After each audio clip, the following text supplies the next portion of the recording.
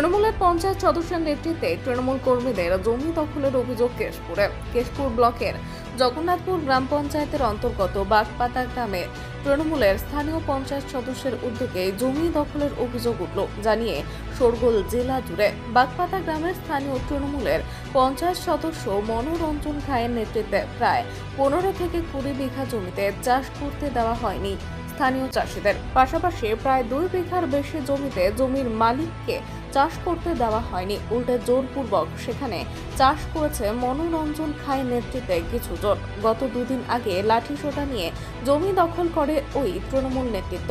কেশপুরে তৃণমূলের গোষ্ঠী কোন্দল সর্বজন বিদিত, আর এই জমি দখলকে কেন্দ্র করে সেই গোষ্ঠী কোন্দলের ছবিটা আরও একবার প্রকাশ্যে চলে আসলো। বর্তমানে তৃণমূলের ব্লক সহ সভাপতি বিশ্বজিৎ বরদলুই এর অনুগামী বলেই পরিচিত ওই পঞ্চায়েত সদস্য মনোরঞ্জন খা, আর যাদের জমি দখল করা হয়েছে তারা ব্লক সভাপতি প্রদ্যুৎ পাজার অনুগামী বলেই পরিচিত। এই জমি দখল নিয়ে ইতিমধ্যে স্থানীয় পঞ্চায়েত প্রধান থানাতে অভিযোগ জানিয়েও কোনো সুরাহা না পাওয়ায় অবশেষে মেদিনীপুর আদালতের দ্বারস্থ হয়েছেন ওই জমির মালিকরা। কারণ চাষের মৌসুমেও যদি চাষিরা চাষ না করতে পারে তাহলে সমস্যায় পড়তে হবে ওই ক্ষুদ্র চাষিদের। যদিও স্থানীয় পঞ্চায়েত প্রধানের বক্তব্য, যে বা যারা এই ধরনের কাজ করেছে খুব অন্যায় করেছে। ইতিমধ্যে পঞ্চায়েতের পক্ষ থেকে পুরো বিষয়টি নিয়ে তদন্ত শুরু করা হয়েছে। চাষিদের অভিযোগ সঠিক, দোষীদের শাস্তি হোক আমরা চাই।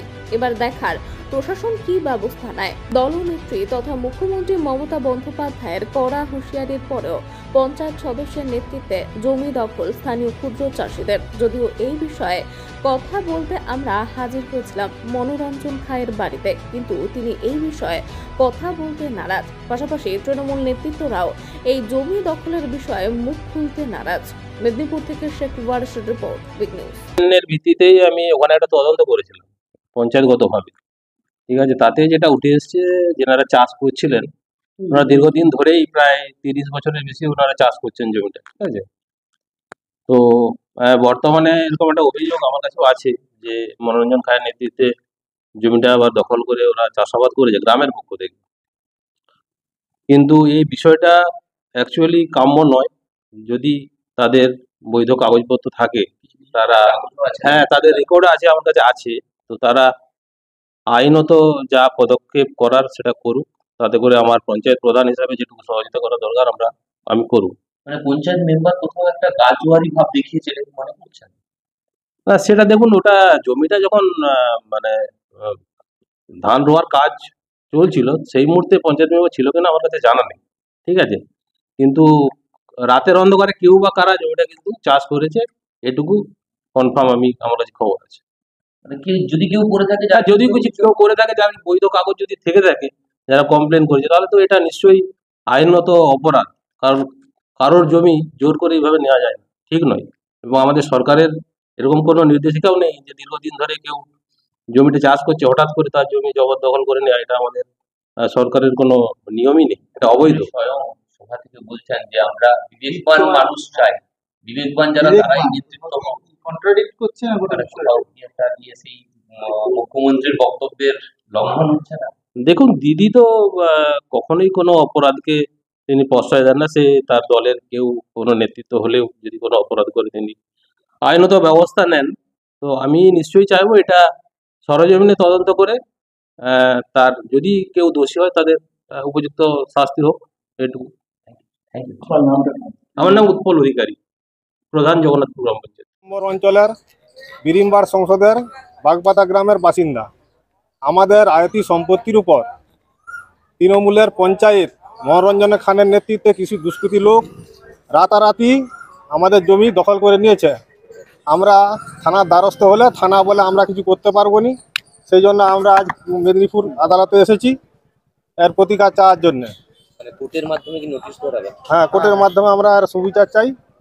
আমরা সেই সন্দেশখালির মতো এরা করে তুলতে চাইছে সব জায়গায়, এর প্রতিবাদ আমরা চাই। কেন আপনাদের জমি দখল করেছে? কেন আমাদের জমি জোর করে দখল করেছে ওরা? কারণটা কি? ওই দেবতা মন্দির করবো বলে, দেবতার মন্দির করবো। জমি দখল করেছে ওরা 2 বিঘার মতো টোটাল। আর আমাদের চাষ বন্ধ করেছে 30 বিঘা জমির মতো, 15-20 জন লোকের।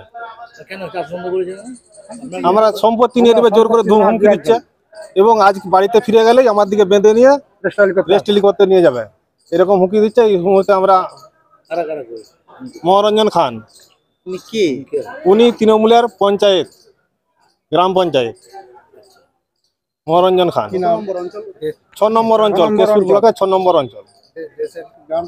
গ্রামের নাম বাগপাতা। আমার নাম গোবিন্দ দলুই। দিয়েছি, অন্যায় ভাবে ওরা জোর করে আমাদের জমি নিয়ে নিতে চাইছে, ব্যক্তিগত গোষ্ঠীদ্বন্দ্ব হয়েছে। আচ্ছা, আপনারা আমরা পদ্মুৎ পাঁজার লোক, প্রদ্যুৎ পাঁচাল, হ্যাঁ। আর যারা করছেন ওরা বিশ্বজিৎ বরদলের লোক। বিশ্বজিৎ বরদলের নেতৃত্বে মনোরঞ্জন খান এইসব আমাদের উপরে জোর জুলুম চালাচ্ছে।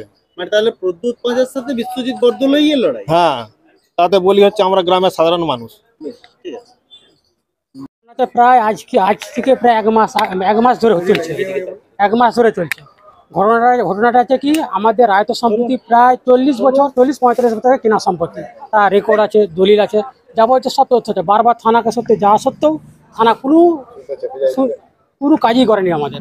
না করাতে বারবার ব্লক সাহেবের কাছে আমরা গেছি, প্রধানিক সাহেবের কাছে গেছি, সব নেতৃত্বের কাছে আমরা গেছি, কিন্তু আমাদের পঞ্চায়েত যে গ্রাম পঞ্চায়েত মেম্বার মনোরঞ্জন খান জোরপূর্বক মানে এর জমি লিবে তার জমি লিবে এরকম চারদিকে বিভিন্ন রকমের ঘটাচ্ছে।